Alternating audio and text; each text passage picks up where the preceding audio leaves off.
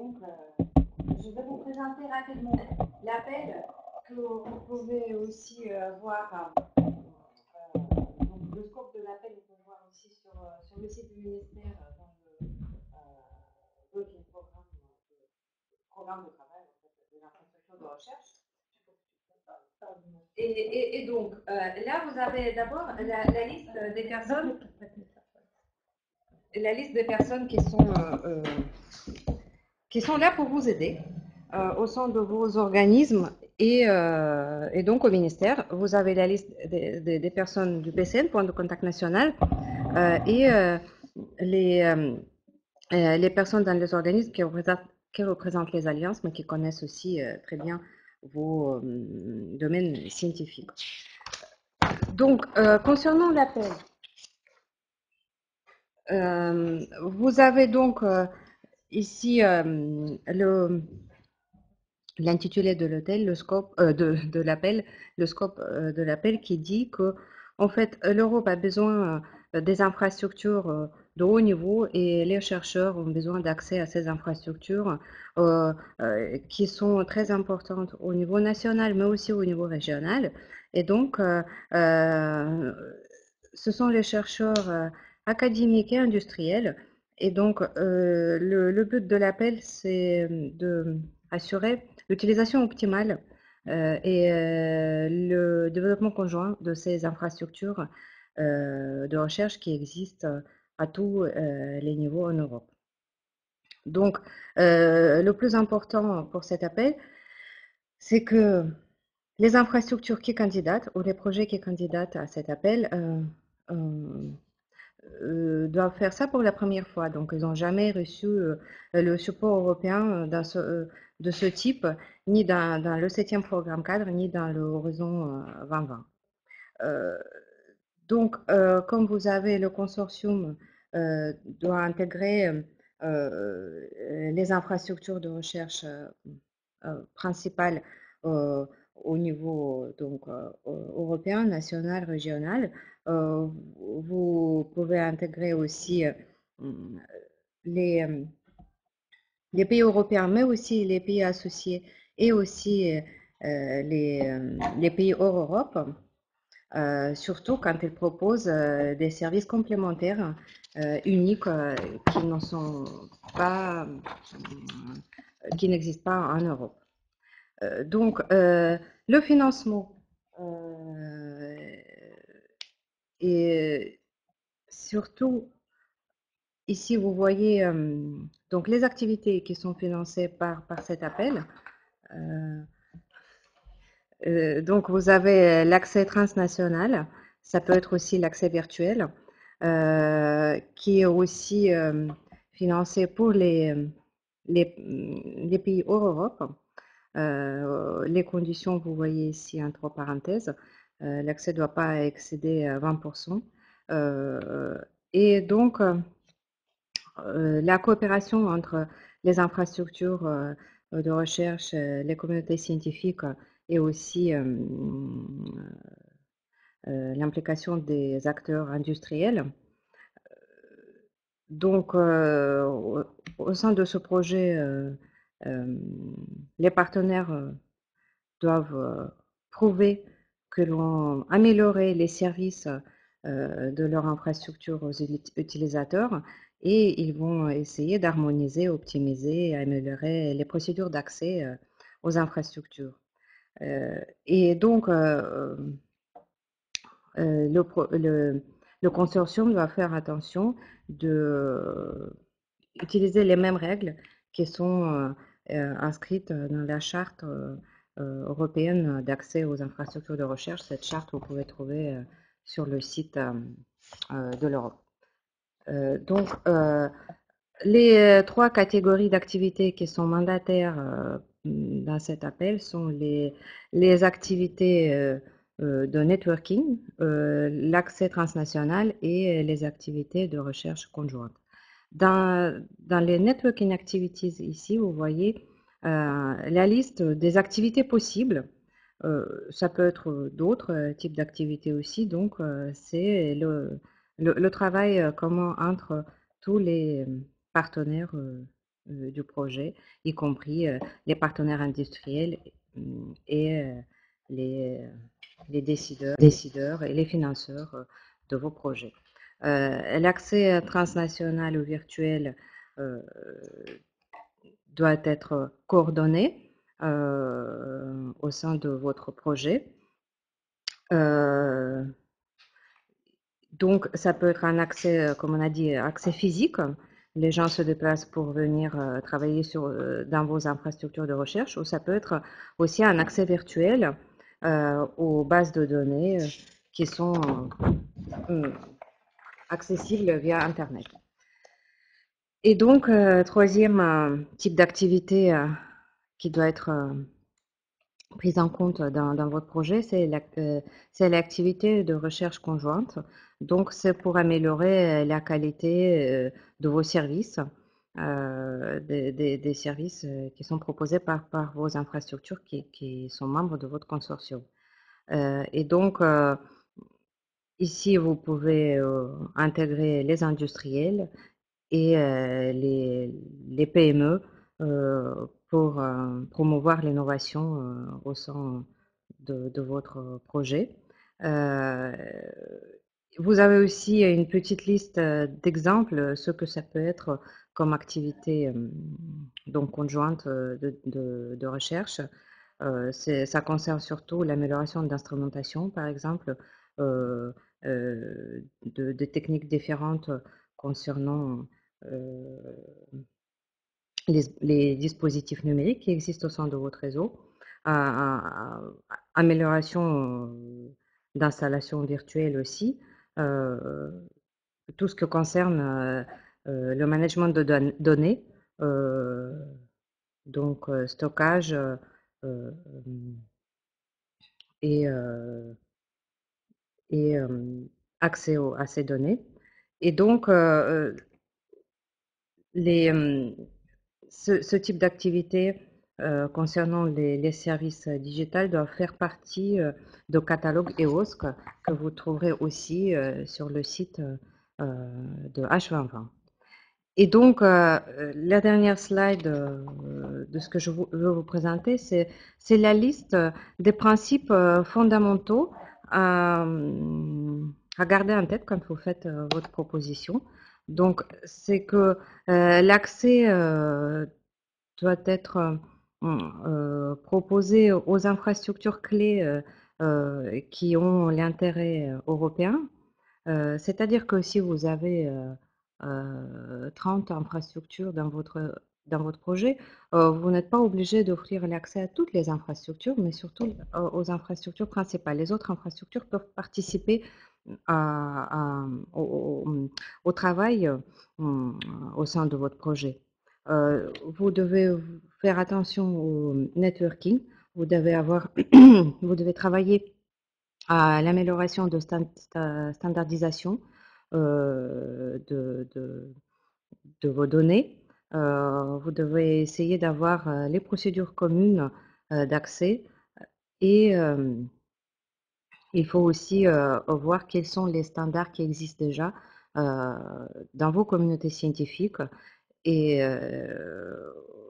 donc il faut travailler pour utiliser les mêmes standards qui sont utilisés déjà dans vos communautés scientifiques.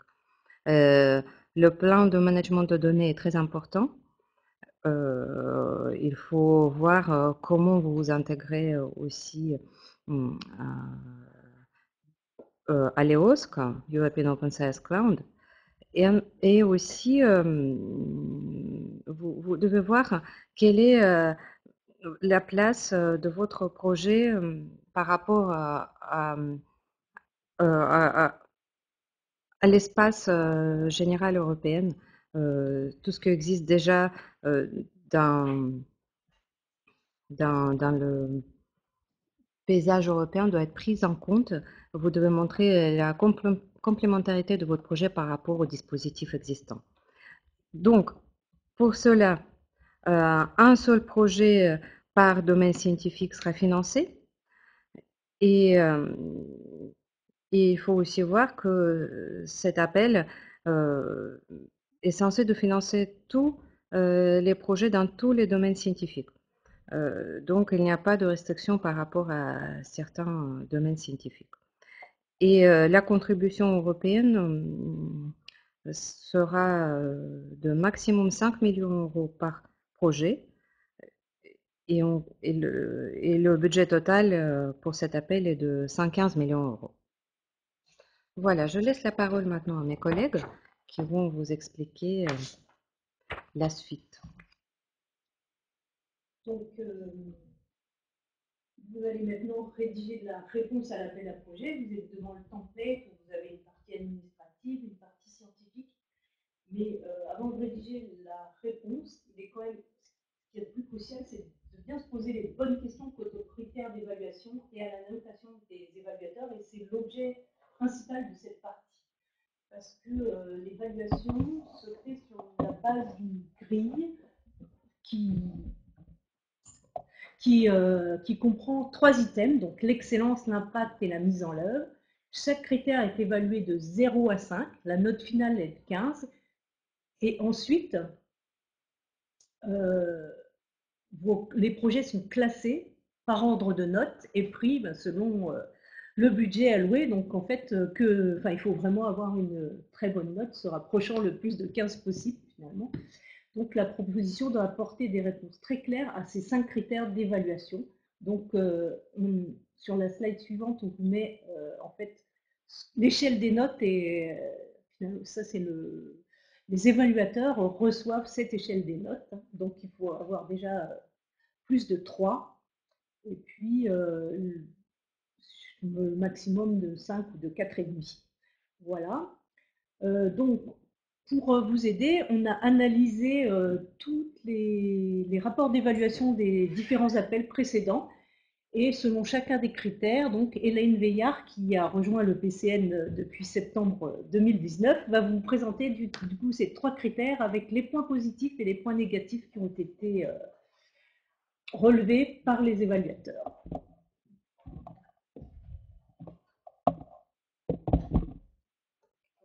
On va commencer par l'excellence. Donc bonjour à tous. Donc effectivement, je suis Hélène Veillard et je suis toute neuve dans ce PCN. Peut-être pour répondre à une question précédente du chat, vous avez une définition de ce qu'est une infrastructure de recherche pour la Commission européenne dans la charte, la European Charter for Access to Research Infrastructure. Vous allez pouvoir voir, donc la définition d'infrastructure de recherche pour la Commission européenne est assez large. Voilà, je vous invite à la lire, c'est page 9. Donc, research infrastructures are facilities, resources and services that are used by the research communities to conduct research and foster innovation in their fields.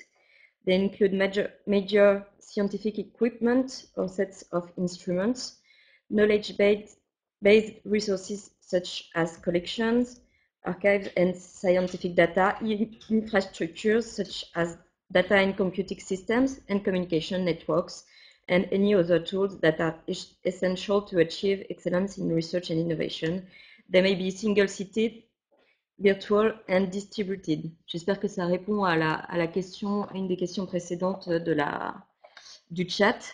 Voilà, donc c'est une petite remise en contexte de ce qu'étaient des infrastructures de recherche. Et maintenant, on va passer à l'analyse des évaluations. Donc, nous avons effectivement analysé un ensemble d'évaluations des appels Starting et Advanced Communities, des appels précédents. Nous les avons classés, nous avons sorti de ces évaluations des phrases qui nous semblaient pertinentes pour vous, pour pouvoir comprendre un peu ce qu'était l'idée de cet appel et pour pouvoir vous donner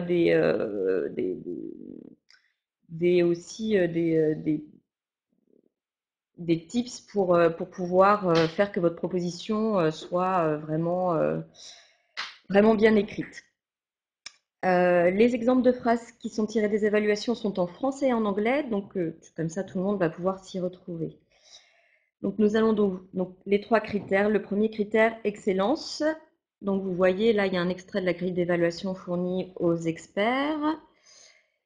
Et vous voyez donc là les 7 points qui sont les sous-critères en fait du critère excellence. Donc on va décortiquer chacun de ces points avec donc des phrases qui sont tirées des évaluations. Pour le premier point excellence, donc c'est la clarté et la pertinence des objectifs. Donc vous allez voir, il y a certains conseils qui sont assez généraux qu'on retrouve pour tous les types de propositions, que ce soit européens ou nationaux. Donc bien sûr, avoir des objectifs clairs et pertinents, faire toujours un effort d'explication, d'explicitation. Un élément important aussi pour cet appel infrastructure, c'est en quoi l'infrastructure va participer au développement de l'espace européen de la recherche. Donc un conseil, c'est de remettre les objectifs les objectifs de votre infrastructure, de votre projet, dans des objectifs qui sont plus globaux, des politiques publiques européennes, et dans le champ ciblé. Donc, il faut que vous listiez aussi les initiatives existantes, montrer que l'infrastructure répond à des besoins et des questions actuelles et futures. Et aussi que votre infrastructure, comme son nom l'indique, infrastructure, c'est-à-dire qu'il y a un objectif de structuration du domaine et de l'espace européen en fait. C'est vraiment l'idée de ce type d'appel. Pour le deuxième sous-critère, donc soundness of the concept and credibility of the proposed methodology, idem. Les principaux points positifs, donc c'est la clarté du concept, comme vous pouvez le voir. La crédibilité est essentielle. Attention à la question de la soutenabilité en fait de l'infrastructure et notamment donc après le financement. Voilà, ce sont des infrastructures qui sont nouvelles, enfin, en termes d'intégration, mais ils doivent prévoir aussi, elles sont prévues aussi pour durer. Voilà, encore cette idée de structuration du paysage et de la discipline européenne, au niveau européen. Donc, ce premier appel doit pouvoir donner accès à d'autres financements, mais à un moment aussi, les financements de la Commission européenne s'arrêtent évidemment. Donc, l'idée, c'est de commencer aussi avec cet appel à penser à la soutenabilité de votre infrastructure. Donc ça peut faire l'objet d'une tâche, par exemple.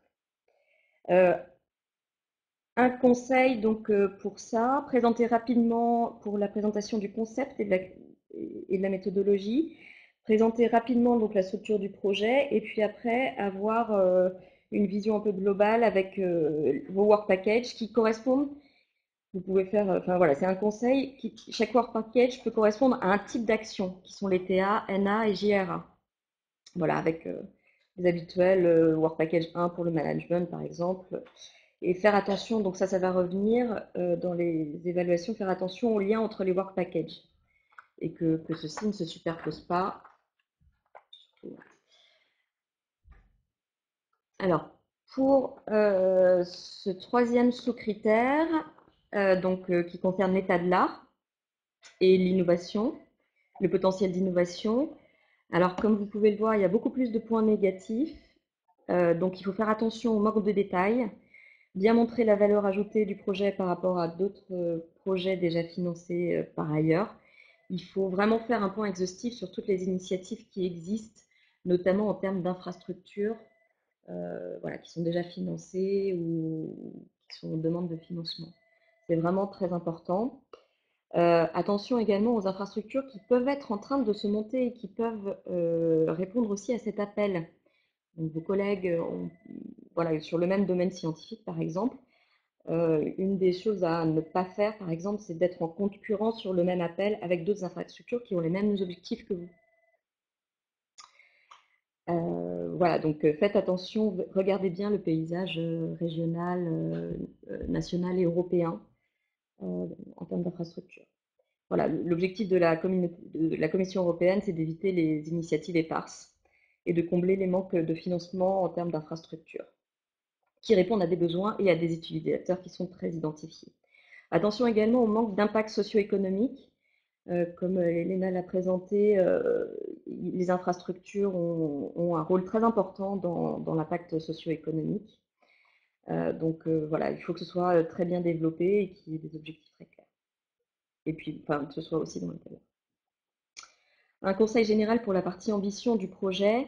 avoir par exemple un texte de 5 pages environ avec l'ambition globale et ensuite les ambitions par type d'action, comme par exemple l'ambition pour un premier transnational access, avec éventuellement un soutien d'un JRA, voilà, transnational access, qui va permettre de développer la technologie autour de cet accès, par exemple, développer l'infrastructure euh, pour développer l'accès. Donc voilà, avoir des ambitions pour chaque type d'action, TA, JRA et NA. Ça peut être un bon aspect dans votre proposition pour clarifier voilà, le tout. Hop là. Ensuite, bon, bah, l'interdisciplinarité, c'est toujours à peu près, c'est ce qu'on retrouve habituellement dans les propositions. Il faut bien développer cet aspect. Les, les phrases sont assez claires. Ensuite, pour l'excellence, donc chaque type d'activité doit avoir ses propres critères d'excellence. Pour les NA, le conseil, donc il faut faire attention à avoir des exemples concrets dans la manière dont vous allez coopérer et ouvrir l'infrastructure à d'autres publics. C'est l'un des éléments qui est le plus important en fait pour les infrastructures de recherche et pour cet appel. Attention encore au manque de lien avec alors les esprits et aussi les autres infrastructures au niveau national et régional. Un conseil pour les networking activities qui concernent la dissémination. Chaque tâche peut, par exemple, correspondre à un public cible. Ensuite, les TNA, donc Transnational Access and or Virtual Activities. Donc attention ici aux utilisateurs ciblés par l'infrastructure. Il faut aussi, encore une fois, hein, c'est toujours les mêmes conseils, il faut bien les définir, les qualifier et les quantifier aussi et indiquer comment l'infrastructure peut répondre à leurs besoins. Et enfin, pour le dernier type d'activité, les JRA. Le JRA l'activité JRA, vous pouvez en avoir plusieurs bien sûr, mais doit avoir une vraie valeur ajoutée, par exemple technologique ou sur votre infrastructure numérique, pour votre infrastructure. Et vous pouvez, par exemple, ça c'est encore un exemple, les relier avec un TA. Voilà. Comment est-ce que une Joint Research Activities va permettre d'améliorer un type d'accès à des services que vous avez dans votre infrastructure. Un conseil général aussi, ne pas hésiter à mettre des cas d'études concrets. Voilà, comment ça va se matérialiser avec des petits encarts avec des cas d'études concrets. Pour le critère 2, l'impact, donc encore le même format. Vous avez ici l'extrait de la grille d'évaluation qui est fournie par les experts, qui rejoint le template aussi de la proposition. Et les 3 sous-topics que vous devez développer dans votre proposition. Alors, pour cette partie impact, on a fait par bloc. On a redéveloppé encore, recatégorisé encore les évaluations et les phrases tirées des évaluations en sous-catégories pour vous montrer un peu pour un effort d'explicitation. Pour l'impact, un conseil général, donc faire des tableaux avec la liste des impacts euh, qui est dans le work programme. Vous avez dans le work programme qui est donc voilà, à votre disposition, vous pouvez lire dès maintenant, l'ensemble des impacts qui sont attendus pour cet appel. Un des conseils, c'est que vous pouvez prendre chaque impact, les mettre dans un tableau, en dessous répondre avec un paragraphe et en dessous encore avoir des indicateurs qualitatifs et quantitatifs sur la manière qui permettent, qui vont dire ce que vous ciblez en fait voilà, comme objectif avec cet impact. Et faire suite aussi, un autre conseil pour faire suite à la suite de cette liste d'impacts visés, un tableau avec les barrières, les risques identifiés pour chaque impact. comme par exemple, est-ce que vous avez des risques pour l'accès à des données, voilà, la qualité et la disponibilité des données, et comment vous allez répondre à ces risques. Donc de manière très pragmatique et très pratique, le maximum en tout cas. Enfin, voilà. L'idée c'est de prévoir au maximum les impacts, les objectifs quantitatifs, qualitatifs et les risques qui y sont associés. Alors, pour ce sous-critère, le premier que vous avez à l'écran, les impacts attendus dans le Work Programme pour l'impact social et sociétal, les réponses aux défis. Donc, les conseils mentionnés en continu dans votre projet, comment votre infrastructure va contribuer à l'avancement de l'ERA, donc European Research Area, et faire de l'Europe un leader du domaine. Encore une fois, donc voilà, attention à l'impact économique et sociétal et au caractère innovant de la proposition. On retrouve encore la question d'interdisciplinarité dans les évaluations à ce niveau-là. Donc ça aussi, l'interdisciplinarité, ça peut valoir avec l'ouverture à de nouveaux utilisateurs, par exemple. Ah, voilà. Encore une fois, le lien avec les infrastructures existantes, vous voyez que c'est quand même quelque chose qui revient assez régulièrement et qui est souvent en point négatif, donc avoir une démarche très, très inclusive. La question des utilisateurs également. Encore une fois, quantifier et qualifier chaque groupe d'utilisateurs de manière la plus précise possible. Faire attention également pour les utilisateurs aux jeunes chercheurs. C'est quelque chose qui est très apprécié. Et identifier des mesures précises en fonction de chaque groupe d'utilisateurs ciblés. Par exemple, pour les jeunes chercheurs, avoir un programme de training, de formation ou autre spécifique. Pour le lien avec l'industrie, l'industrie peut se retrouver de différentes manières. Hein. On peut avoir une implication forte des industriels au sein du consortium, au sein des work packages. Ils peuvent avoir des actions ciblées en termes de NA aussi, par exemple. On va dire, voilà, on va cibler des industriels, on va faire une liste des industriels qui peuvent être concernés. C'est l'un des objectifs, l'un des outputs d'un work package, par exemple. Et aussi, pour les utilisateurs, un des points importants pour les infrastructures, ça peut être la widening participation, donc qui est la participation des pays qui participent le moins au programme cadre européen pour la recherche, pour le dire. Voilà. Genre, comme par exemple les pays de l'Est, ou voilà, ce type de pays qui participent le moins et qui ont et notamment du point de vue des infrastructures, il y a une véritable volonté de la part de la Commission européenne de vouloir les inclure dans ce type de projet. Le genre, pareil, hein, voilà, faire attention à ce genre. Pareil, un conseil, avoir pour vous peut-être dans la première partie de votre proposition, avoir un vrai paragraphe d'une demi-page sur cette question, de savoir comment vous allez traiter la question du genre, et au-delà même du genre, sur la diversité voilà, et l'inclusivité. Donc voilà, nouveau mot, inclusivité. Donc faites attention, voilà, c'est aussi un conseil qui est assez général pour toutes les propositions. Mais voilà, le conseil, c'est de mettre une demi-page sur cette question et savoir vraiment concrètement vous allez les traiter. Pareil, si vous pouvez avoir des indicateurs qualitatifs, quantitatifs, c'est très bien. Et alors, l'innovation, donc là, en fait, c'est le deuxième sous-critère qui concerne plutôt voilà, les opportunités du marché, l'innovation. Encore, bon, vous voyez avec les phrases des évaluateurs, avoir des actions très concrètes, avoir une participation active des industriels.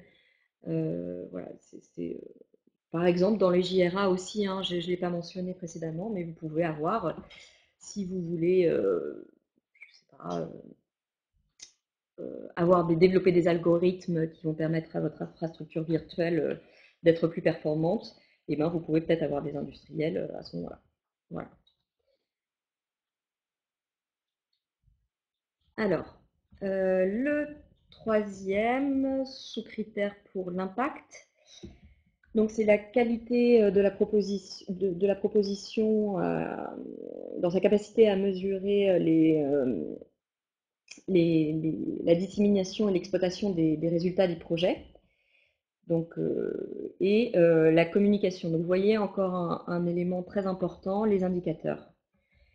Donc il y a beaucoup de points, tous les points positifs, c'est qu'il y a voilà, des indicateurs qui sont là, des protocoles aussi qui sont bien calibrés. Donc avoir pour chaque impact un ensemble d'indicateurs qualitatifs et quantitatifs qui doivent être réalisables et pertinents, donc à décrire au maximum. Il ne suffit pas d'en avoir, ça ne sert à rien d'en avoir trop, il faut qu'il y en ait qui soient qui permettent de voir si vous avez atteint vos objectifs, quels sont vos objectifs et si vous les avez atteints à la fin de votre projet. Et puis aussi, les indicateurs peuvent être un outil pour le management de l'infrastructure et du projet. Les données et publications, donc pareil, hein, très, très important pour des questions d'ouverture et de pérennisation des données et des publications qui sont produites au sein de votre projet et de l'infrastructure. Donc ça rejoint la question de sciences ouvertes. Alors pour les infrastructures virtuelles, alors voilà, il faut avoir une politique, et pour les autres, hein, avoir une politique d'ouverture des données et de publication qui fasse référence aux politiques de la science ouverte, tout en faisant attention aux questions des propriétés intellectuelles. C'est toujours la question de as open as possible, as closed as necessary. Donc si vous avez des industriels et que vous avez de la propriété intellectuelle, ben, bien sûr, vous allez avoir peut-être des éléments qui ne vont pas être en accès ouvert, mais il s'agirait de bien le prévoir en tout cas dans votre proposition. Comment est-ce que vous allez faire pour prendre en compte ces questions? Donc ça passe par exemple par le fait d'avoir un DMP, un Data Management Plan, que vous allez fournir à 6 mois, qui est un de vos livrables. Le DMP avec l'application des principes FAIR, donc de la commission, enfin, des principes FAIR. Et puis il va vous falloir des protocoles d'accès et d'utilisation qui soient standardisés, toujours dans cette idée de faire que tout ce qui est produit par votre infrastructure soit le plus ouvert et le plus utilisable possible par un maximum de personnes et de communautés différentes. Attention à l'éthique. L'éthique, alors suivant votre projet, hein, bien sûr, doit faire l'objet de tâches particulières. Sur les politiques de publication, indiquez si vous publiez en green ou gold access. Voilà, c'est des exemples, mais il va falloir bien déterminer tout ça et avoir une idée générale de comment tout ça va fonctionner. Pour la propriété intellectuelle, avoir une politique globale de gestion de la propriété intellectuelle, même si vous avez du libre accès. Si vous avez donc voilà, des industriels, vous devez encore plus encore prendre en compte cet aspect. Donc vous allez bien sûr avoir un accord de consortium en livrable. Si vous avez des potentiels brevets, par exemple, ou de la protection de n'importe quelle nature, essayez de voir comment ça sera pris en compte, en fait, cette question. Donc ça va aussi avec la question du management de l'innovation. Et puis pour la partie dissémination et communication, donc c'est vraiment l'objectif de l'infrastructure, c'est de se faire connaître pour avoir un maximum d'utilisateurs et d'augmenter cette masse d'utilisateurs. Donc il va falloir déterminer des canaux de diffusion qui soient précis, qui peuvent être intégrés au management, par exemple, et voilà, encore une fois, toujours la même chose en fonction des publics visés. Vous allez par exemple avoir un petit paragraphe sur communication within the scientific community, ça en général on sait bien faire.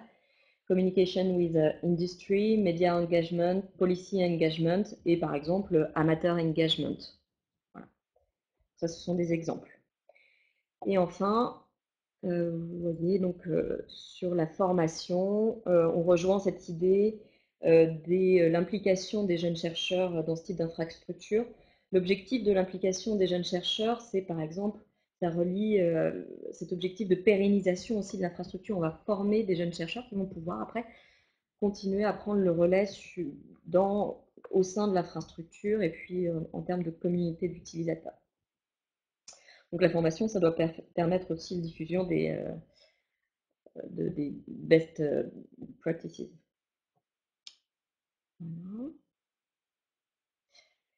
Alors, critère 3, je vais le faire très vite. Sur l'implémentation, donc 4 sous-critères. Pour la qualité et l'efficacité du plan de travail, donc faire encore une fois, attention aux interrelations entre les work packages. Ce sont des grosses machines, donc il faut bien clarifier en fait son fonctionnement, le fonctionnement de votre infrastructure. Attention à ne pas superposer les activités, donc toujours ce conseil, c'est pour ça que j'ai donné ce conseil en début, un work package égale une activité dédiée, qui peuvent être en lien entre elles. Ne pas trop mettre de livrables et de milestones, et faire attention également aux acronymes, ça c'est des recommandations habituelles. Donc les conseils, avoir un paragraphe sur la manière dont les work packages et les actions sont liés, concrètement, comment vous allez faire.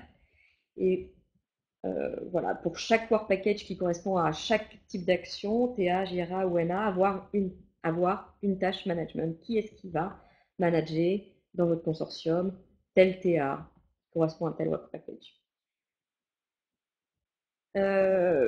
Pour le management, donc c'est l'aspect qui reçoit le plus de critiques négatives, de critiques positives et surtout négatives. Donc vraiment, il faut avoir une description détaillée de votre gouvernance qui doit être simple et claire, montrer la capacité à manager. Donc encore une fois, cette grosse machine, voilà, avoir une gouvernance avec un executive bodies, de l'innovation management, voilà, conflict resolution, le consortium agreement. Lister les risques qui sont liés au management, on a vu par exemple dans mes propositions. Point négatif, peut-être aussi encore un conseil, lister les risques qui sont liés au management, on a vu par exemple dans mes propositions. Tous les risques liés au management, une question du Brexit par exemple, voilà, qui était un des risques. Il y a des partenaires qui sont du Royaume-Uni. Donc avoir ce risque et de savoir les solutions qui sont envisagées pour pallier, par exemple pour le Brexit, à une sortie du Royaume-Uni. Pour la complémentarité des participants, bon, il y a plusieurs, c'est souvent ce qu'on fait bien. Attention à penser à intégrer au maximum les initiatives européennes connues. Voilà. Et le dernier qui est donc la construction du projet en termes de division, enfin de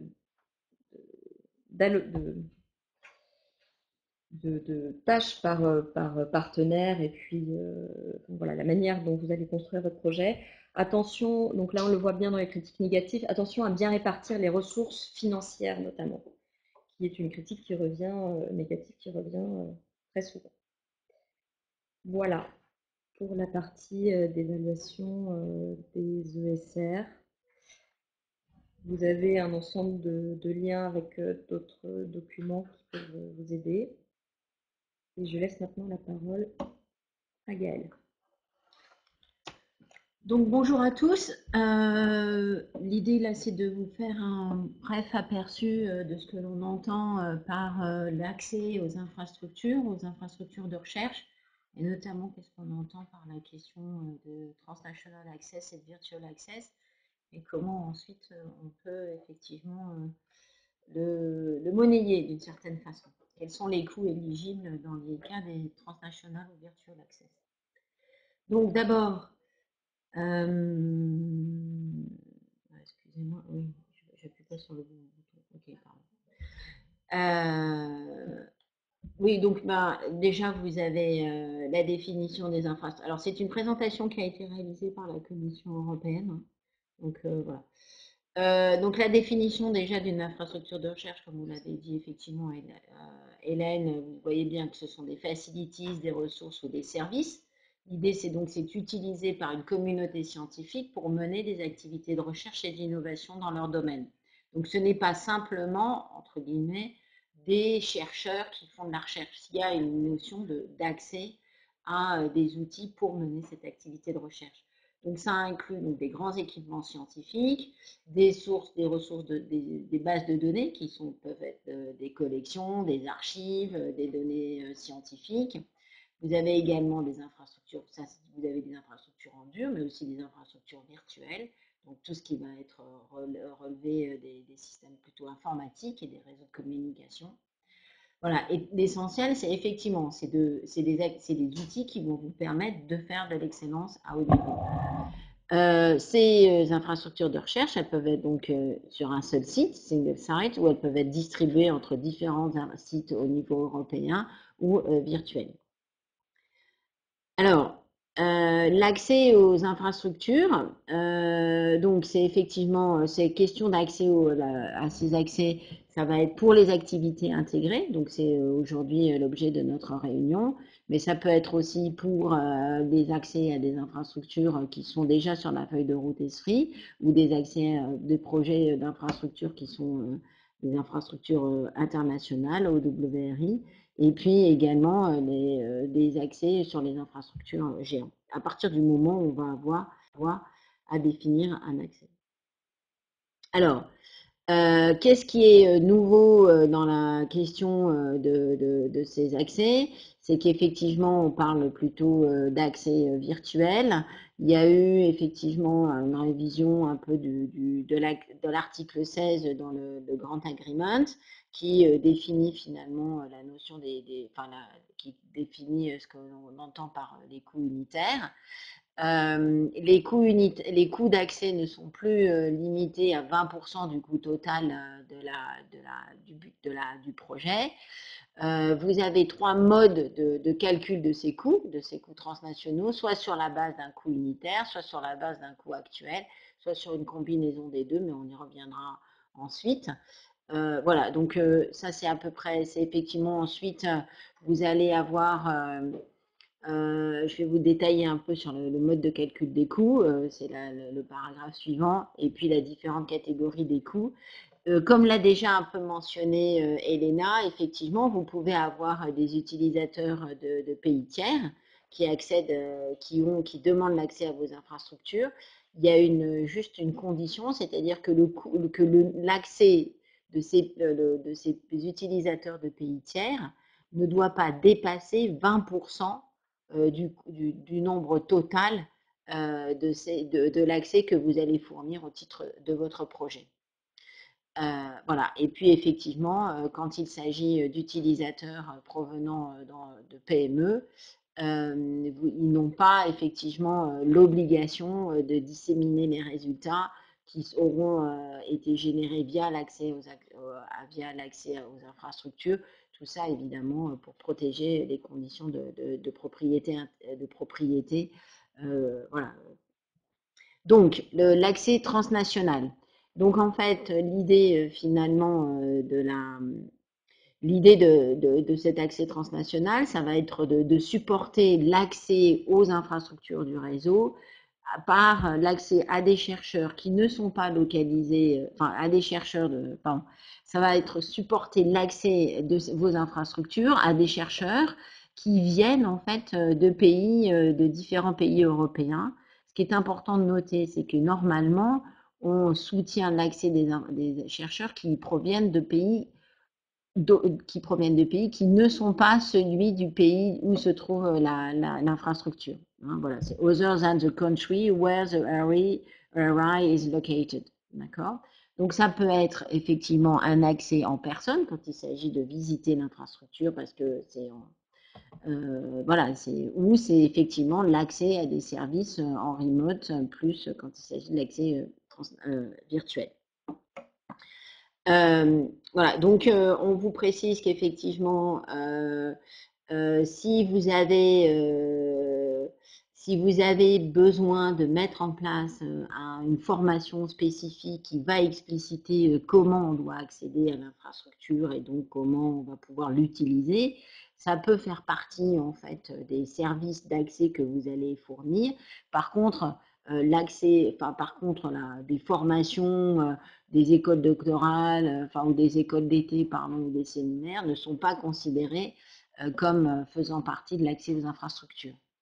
En général, quand ce sont des formations plus génériques, vous ne faites cette action n'est pas prise en charge dans le Transnational Access, mais plutôt dans le Networking Activity, comme vous l'a précisé Hélène. Alors, là, c'est donc, on a parlé du Transnational Access, maintenant c'est le Virtual Access. Donc là, en fait, effectivement, c'est quand vous allez avoir accès à une infrastructure qui est plutôt virtuelle.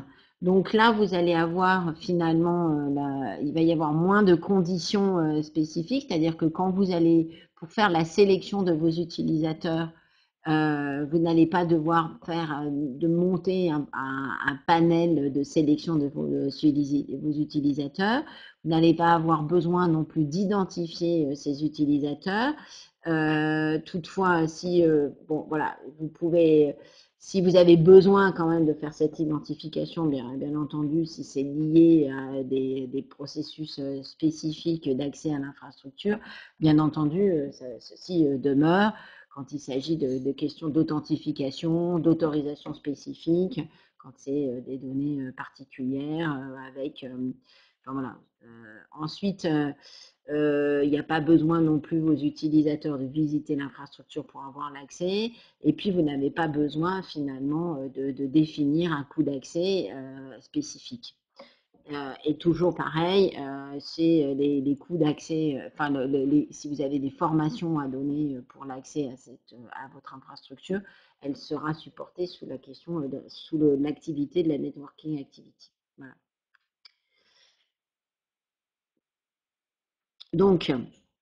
Donc ça, c'est d'autres définitions. Je vais vous laisser les regarder. Donc, qu'est-ce qu'on entend par installation, par access provider, et puis également pour le transnational access également, qu'est-ce qu'on entend comme groupe d'utilisateurs. Donc, ça peut être un utilisateur, un chercheur, mais ça peut être aussi un groupe de chercheurs qui vont demander à avoir accès à l'installation pour pouvoir mener leur expérience et donc ensuite faire leur recherche. Et puis les selected users, c'est effectivement, voilà, c'est un chercheur parmi le groupe d'utilisateurs. Alors, vous voyez que quand vous faites du transnational access, vous avez des obligations à respecter. Il faut que finalement vous fassiez la publicité de cet accès. En général, il y a une sorte d'appel à projet qui est publié par le réseau des infrastructures ou par l'infrastructure considérée. Il faut prendre en compte la question effectivement du genre, comme vous le rappelez, Elena, pour effectivement s'assurer qu'il n'y ait pas de déséquilibre. Effectivement, vous allez, pour définir à qui vous allez pas savoir l'ensemble de quand vous allez ouvrir un appel à projet, vous allez sans doute recevoir un certain nombre de demandes. Il va bien falloir sans doute les sélectionner. Pour les sélectionner, il va falloir que vous mettiez en place un panel de sélection qui doit être indépendant et en général, la sélection se fait sur la base de l'excellence des projets proposés. Donc, il va falloir effectivement que vous puissiez apporter à la Commission européenne finalement un certain nombre de documentations qui montrent effectivement combien une sorte de journal ou de report, enfin de rapport qui vous permettra de justifier effectivement le nombre d'accès que vous aurez donné que vous aurez accordé avec, avec des critères sur les utilisateurs en termes de nationalité, d'affiliation, la nature, la quantité de ces accès donnés aux équipes d'utilisateurs et puis également comment vous avez réalisé cette sélection voilà, avec les membres du panel. Voilà. Donc, ensuite, il faut effectivement que l'unité d'accès soit mesurable pour chacune des installations, pour que ensuite, effectivement, vous puissiez en justifier le coût.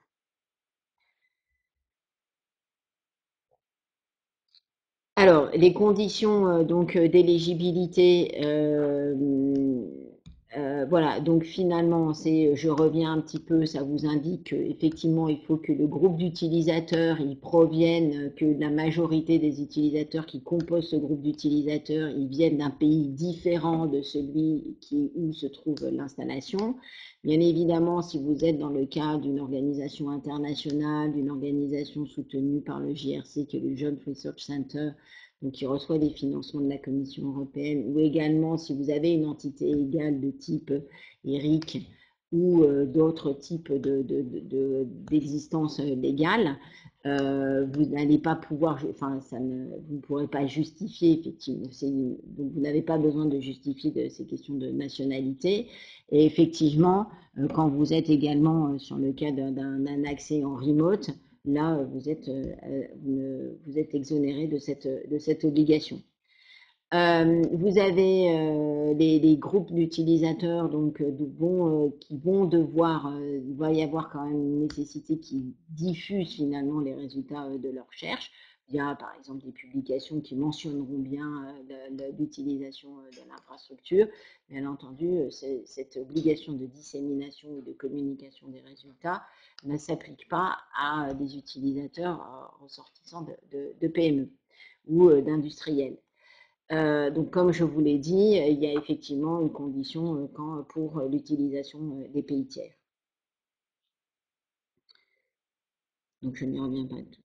Alors, donc, comment on calcule ces coûts d'accès? Alors, le coût d'accès, en fait, ça va être les coûts qui sont effectivement encourus par le fournisseur de l'accès. Ça couvre à la fois les coûts de l'installation, mais également des coûts qui peuvent être générés par le support que vous allez apporter à ces utilisateurs. Par exemple, un coût logistique, technique, scientifique, ou une formation qui est spécifique pour l'utilisation de l'infrastructure, ou également des activités spécifiques qui vont être nécessaires à la fois pour préparer l'accès des utilisateurs, mais également pour clore l'accès des utilisateurs. Alors, vous voyez, donc c'est assez bien spécifié. Par contre, ça ne comprend pas tout ce qui va relever d'investissement.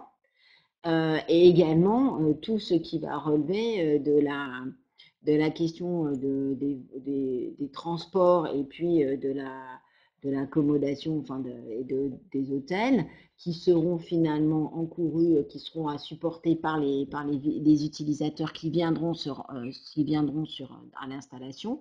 Ces coûts de travail et subsistance seront pris en charge non pas dans le TNA, mais dans les other costs.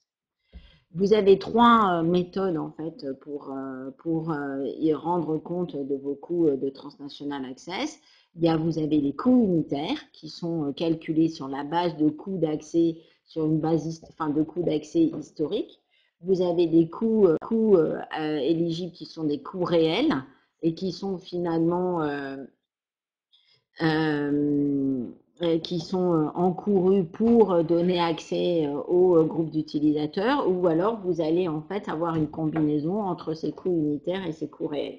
Donc, je vais le détailler plus précisément.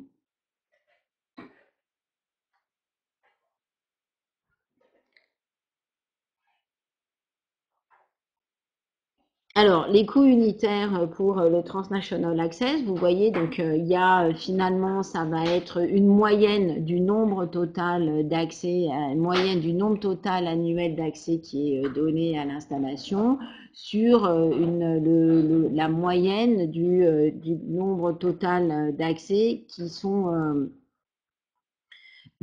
c'est le coût moyen total de l'installation que divise le nombre d'accès moyen, le nombre total d'accès à l'installation fourni annuellement. Donc, vous voyez que donc ces moyennes sont calculées sur la base de données historiques qui remontent sur les 2 précédentes années financières.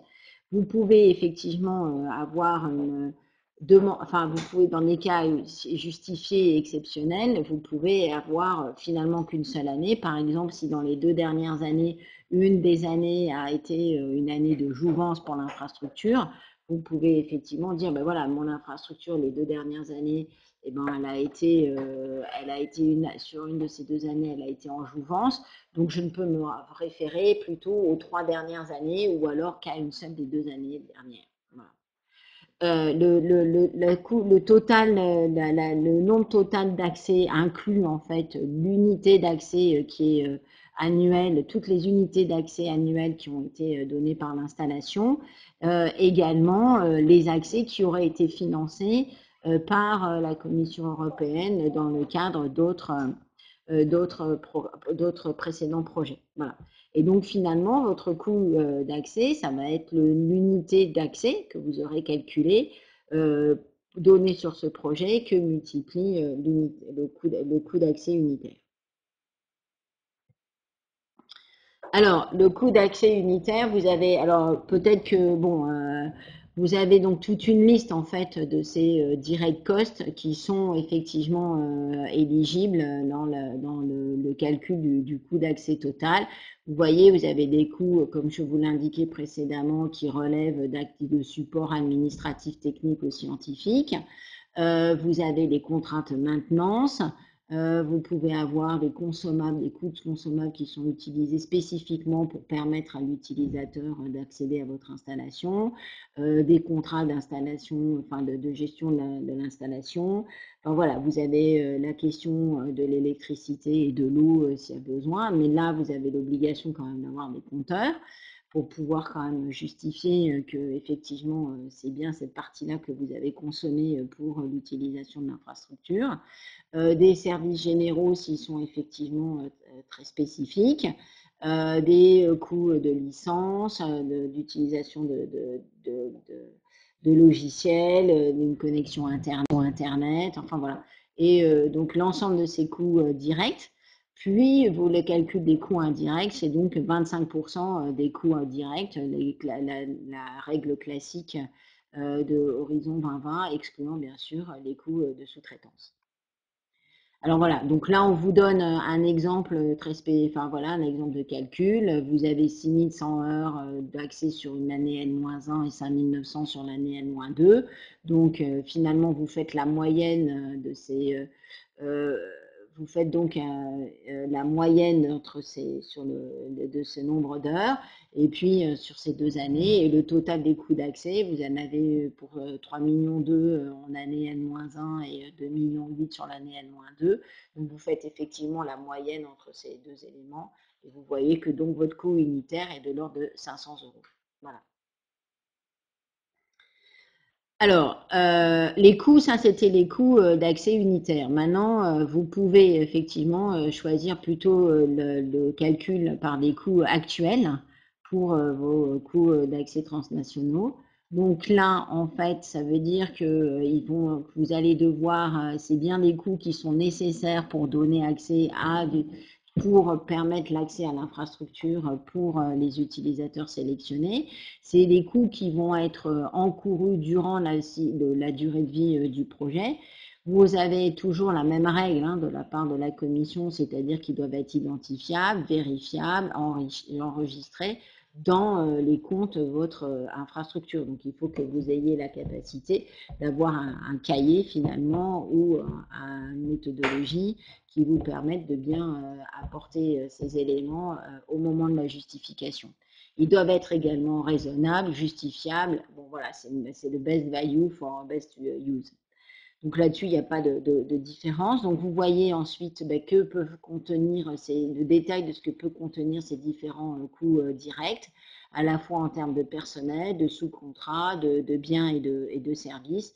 Donc là, on retrouve effectivement les coûts qui sont engendrés pour permettre l'accès à l'infrastructure. Voilà. Donc c'est un peu la même liste finalement que celle que je vous ai citée précédemment. Et toujours le calcul des coûts indirects qui est de 25% de ces coûts directs en excluant les coûts de sous-traitance. Alors, la combinaison, donc vous pouvez en fait faire une combinaison entre des coûts actuels et des coûts unitaires de Transnational Access. C'est finalement, si finalement vous allez vous retrouver face à l'utilisation d'une infrastructure dont les coûts varient fortement, par exemple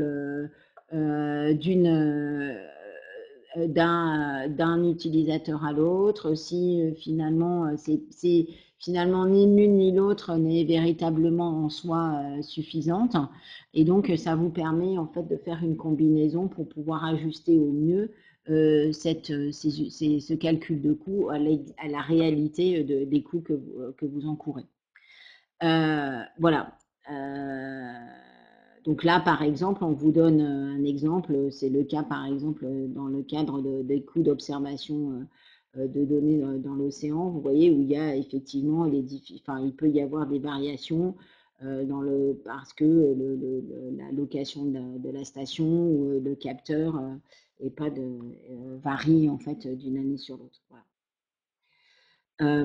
Alors ça, c'était plus, pardon, excusez-moi, je lis un peu trop vite. C'était aussi sur le fait que vous avez des coûts. Voilà, donc effectivement, non, pardon, c'est bien effectivement ce que je vous disais. Donc vous en avez une partie qui peut être remboursée plutôt en termes de coûts directs, de coûts réels, et puis plutôt les coûts de l'observatoire qui est utilisé et qui est remboursé en termes de coûts unitaires. Voilà, alors quand on regarde maintenant, ça c'était pour la partie TNA, pour la partie Virtual Access, donc vous avez encore finalement à les rendre publics, les Virtual Access dans le cas du TNA. Donc là, vous avez effectivement, vous pouvez avoir aussi un coût à mettre en place un panel qui va régulièrement vérifier que les services que vous apportez effectivement sont largement utilisés, mais simplement utilisés par la communauté des chercheurs européens que vous allez soutenir. Et puis, effectivement, fournir également à la Commission des statistiques sur les accès qui auront été offerts dans le cadre de votre projet. Voilà. Par contre, vous n'avez pas à définir un coût unitaire ni à identifier les utilisateurs dans votre rapport. Voilà. Donc les coûts des accès virtuels. Donc là, c'est les coûts les coûts réels qui sont encourus pour donner accès à vos infrastructures virtuelles. Voilà.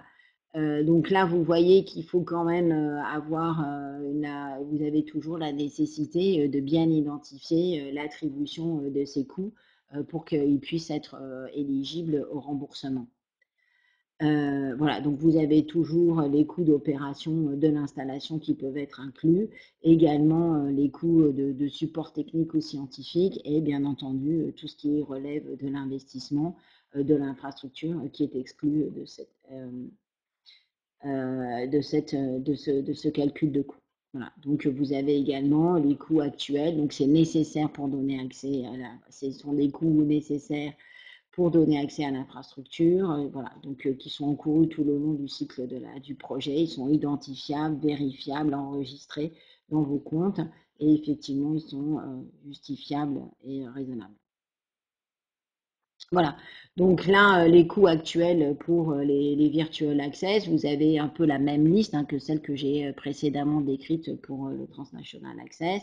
Donc, vous retrouvez la même typologie et également, vous retrouvez la calcul des coûts indirects de 25%.